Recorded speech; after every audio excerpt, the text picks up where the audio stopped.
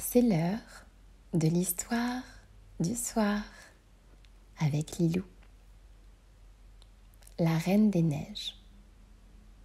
Il était une fois un méchant troll qui eut un jour l'épouvantable idée de fabriquer un miroir ensorcelé. Tout ce qui s'y reflétait était déformé. Et tandis que les belles choses et les meilleurs sentiments étaient réduits à néant et devenaient laids, tout ce qui ne valait rien prenait de l'importance. En outre, dès qu'une bonne pensée traversait un homme, le miroir était pris d'un affreux ricanement. Ce fâcheux miroir fit le tour du monde, et comme il n'y eut bientôt plus un homme, plus un pays qui n'ait été déformé, les trolls décidèrent de le porter haut dans le ciel pour le présenter devant Dieu. Mais tandis que les trolls se rapprochaient du ciel, le miroir fut secoué de ricanements si terribles qu'il leur échappa des mains et alla s'écraser sur la terre en une pluie de petits morceaux. Aussi petits qu'ils étaient, ces éclats de miroir étaient tout aussi maléfiques que le miroir entier, et lorsqu'ils se logeaient dans les yeux des gens, ceux-ci n'y voyaient plus que le mauvais côté des choses. Enfin, certains petits fragments allèrent se planter dans le cœur de quelques personnes, et celles-ci ne tardèrent pas à devenir aussi froides et dures qu'un bloc de glace. Dans une ville lointaine habitaient deux charmants petits enfants prénommés Gerda et Kai. Ils étaient tous deux voisins, mais s'aimaient comme frères et sœurs et habitaient sous les toits dans deux mansardes qui se faisaient face. Comme les toits se rejoignaient à cet endroit et formaient une sorte de petite terrasse, les deux enfants se retrouvaient au beau jour sur un petit banc. Et leurs parents avaient placé là aussi deux caisses de bois où poussaient deux rosiers. Les rosiers se rejoignaient en un berceau de fleurs et de verdure, et Gerda et Kai y jouaient merveilleusement. Durant l'hiver, les deux enfants se regardaient à travers la vitre pleine de givre. Puis quand le beau temps revenait, ils se retrouvaient dans leur petit jardin perché bien haut dans la gouttière. Comme ils étaient heureux alors. Cet été-là, l'air fut chaud et doux, et les rosiers fleurirent comme jamais. Gerda avait appris un beau cantique et le chantait à Kai. Les roses poussent dans les vallées où avec l'enfant Jésus nous pouvons parler. Les deux enfants étaient en train de regarder un beau livre d'images tout près de leur grand-mère d'adoption. Et 5 heures de l'après-midi sonnaient à la grande horloge, quand Kai s'écria soudain. « Aïe! Quelque chose vient de me piquer au cœur. Aïe! Quelque chose m'est rentré dans l'œil. » Gerda regarda de près l'œil de Kai, mais ne vit rien. « Ce n'est rien, c'est déjà parti, » dit alors Kai. Mais il n'en était rien, car le pauvre enfant venait de recevoir dans l'œil un éclat du miroir maléfique. Et un petit morceau était aussi allé se loger dans son cœur. Il ne tarderait plus à devenir comme un bloc de glace. Déjà Kai était devenu différent. « Pourquoi pleures-tu » demanda-t-il méchamment à Gerda. « T'es bien laide ainsi, et puis ces roses sont affreuses comme ces caisses de bois, et tout ce qui est ici. » Et Kai rentrait chez lui, sans plus se soucier de Gerda. Les jours passèrent, mais Kai se désintéressa des jeux qu'il aimait auparavant, et des histoires que leur racontait leur grand-mère. Jamais plus il ne venait s'asseoir auprès de Gerda sous les rosiers, et quand l'hiver revint, il préféra observer les flocons à la loupe. Un jour que la neige avait tout recouvert de blanc, Kai alla prévenir Gerda qu'il partait faire du traîneau sur la grande place de la ville, et il s'en alla aussitôt. Le jeu des enfants consistait à attacher leur traîneau à une charrette de paysans pour se faire tirer et aller vite. Kai était à peine arrivé sur la place qu'un grand traîneau blanc s'arrêta devant lui. Il était conduit par une mystérieuse personne, toute de fourrure blanche vêtue. Celle-ci ne montra même pas son visage. Elle fit juste signe à Kai de s'accrocher. Celui-ci, trop content de l'invitation, se laissa tirer. Le traîneau de Kai prit très vite de la vitesse, et le garçon s'aperçut bientôt qu'il volait à la vitesse du vent. Des flocons tourbillonnaient autour de lui de plus en plus gros, et Kai, qui ne parvenait pas à détacher son petit traîneau, regardait partout, effrayé. Et enfin, le grand traîneau s'arrêta. Une grande dame blanche, belle et étincelante, se leva en ôtant sa fourrure de neige. C'était la reine des neiges. « Viens, mon garçon, blottis-toi dans ma fourrure, car tu dois avoir bien froid, » lui dit-elle en souriant. Kai s'approcha et il lui sembla se couvrir d'un manteau de neige.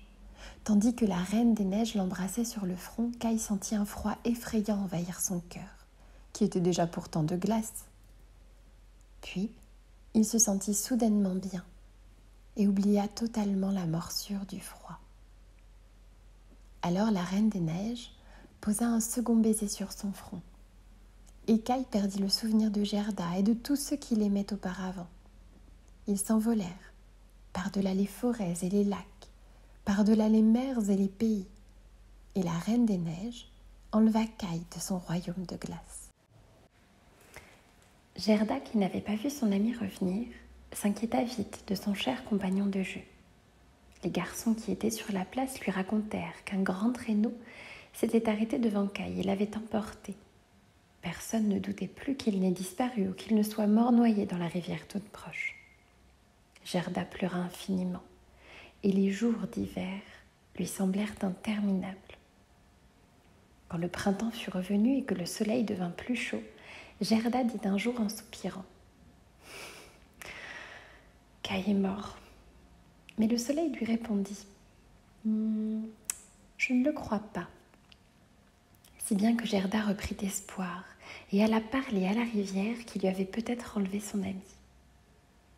« Accepterais-tu, si je te donne mes beaux souliers rouges, de me rendre mon cher Kai ?» Mais comme elle était montée dans une barque pour s'approcher au plus près de l'eau et y jeter ses souliers, la petite embarcation fut entraînée par le courant et s'éloigna très vite de la grande ville. Peut-être la rivière m'emmène-t-elle vers Kai, pensa Gerda. Pleine d'espoir, elle regarda avec plaisir les paysages se succéder durant de longues heures. Elle passait devant un beau verger planté de cerisiers quand elle fut recueillie par une vieille femme qui s'émut de voir une si petite fille seule, entraînée de par le vaste monde. « J'ai toujours désiré avoir une jolie petite fille comme toi, » murmura la vieille femme en lui peignant doucement les cheveux peu de temps après. Et comme la vieille femme était un peu magicienne, Gerda oublia aussitôt Kai et resta longtemps auprès d'elle. Non loin de la maison poussait un jardin merveilleux où s'épanouissaient toutes les fleurs du monde, et Gerda y passa de longs jours à jouer. Et bientôt il lui sembla qu'il y manquait une fleur, et lorsqu'elle eut compris qu'il s'agissait de la rose, Gerda se souvint des 2 rosiers de sa maison et repensa à Kai. L'été a passé, l'automne est venu, pensa Gerda. J'allais oublier Kai. Alors, elle reprit vite son chemin et quitta le jardin de la vieille femme pour courir le vaste monde. Peu de jours après, Gerda fit la connaissance d'une corneille à qui elle raconta son histoire. La corneille, en retour, lui parla d'une princesse qui venait de rencontrer un jeune garçon courageux. Peut-être s'agissait-il alors de Kai. L'oiseau conduisit Gerda au château de la princesse, mais lorsque la fillette découvrit le prince, elle fut déçue. Il ne s'agissait, non, pas de son ami. Gerda était si attristée qu'elle raconta son histoire au prince et à la princesse. Ceux-ci s'émurent beaucoup de son courage. Ils décidèrent alors de l'aider et lui offrirent de beaux habits et un carrosse d'or pour poursuivre sa route.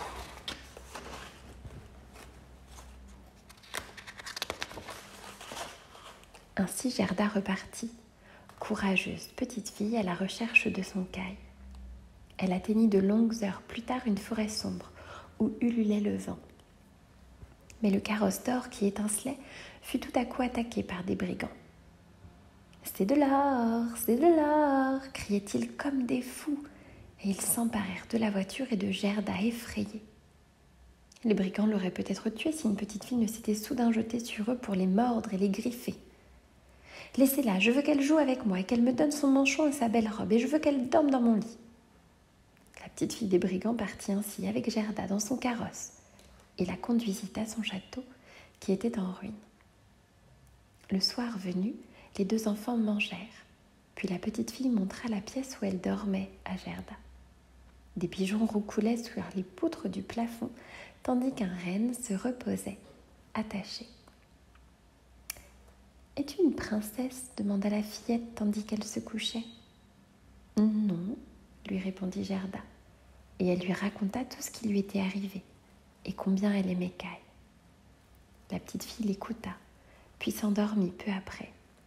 Mais Gerda resta éveillée tant son séjour chez les brigands l'effrayait. C'est alors qu'elle entendit les pigeons lui parler. « Crou, crou, nous l'avons vu, ton petit Kai. Il était assis dans le traîneau de la Reine des Neiges et ils ont survolé notre forêt. Crou, crou. » « Que me dites-vous » cria Gerda.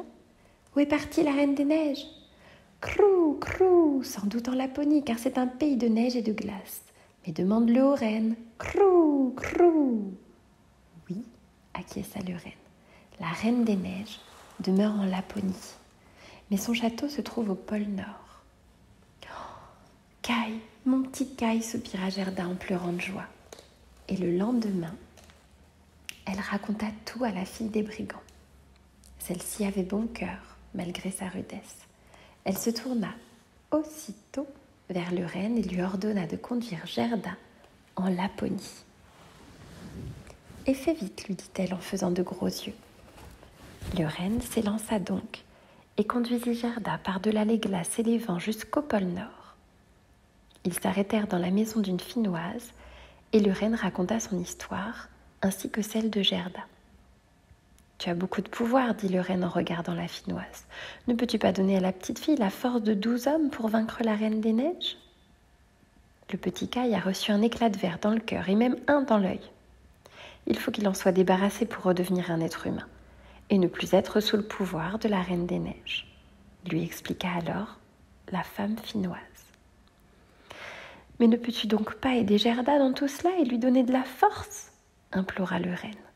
« Ne vois-tu pas combien cet enfant est déjà forte ?» répliqua la Finnoise. « Les hommes et les animaux la servent et elle a déjà parcouru le monde les pieds nus.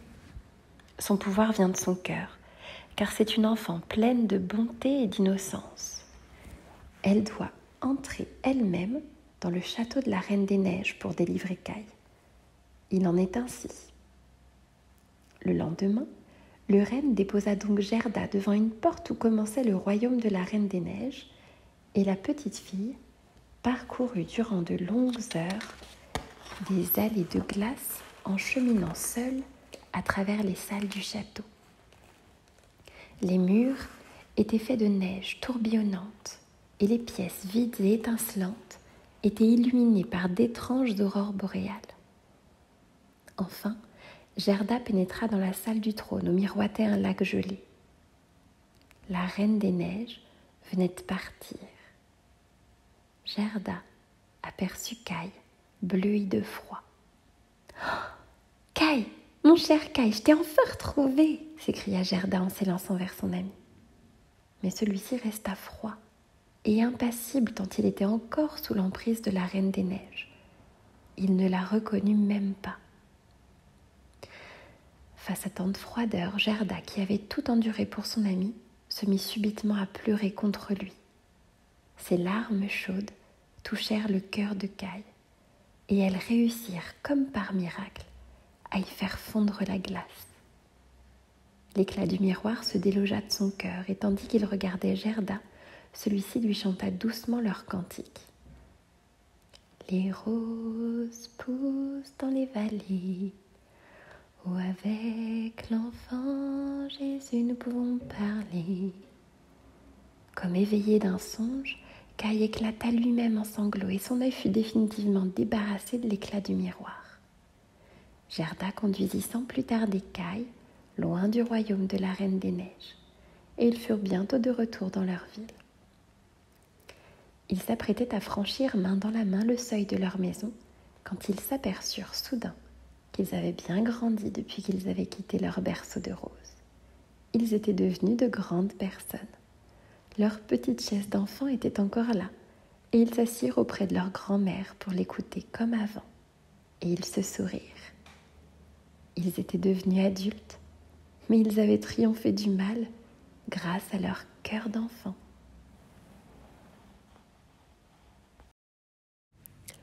Pour ne manquer aucune histoire du soir avec Lilou, n'oubliez pas de vous abonner à la chaîne et d'activer la cloche des notifications.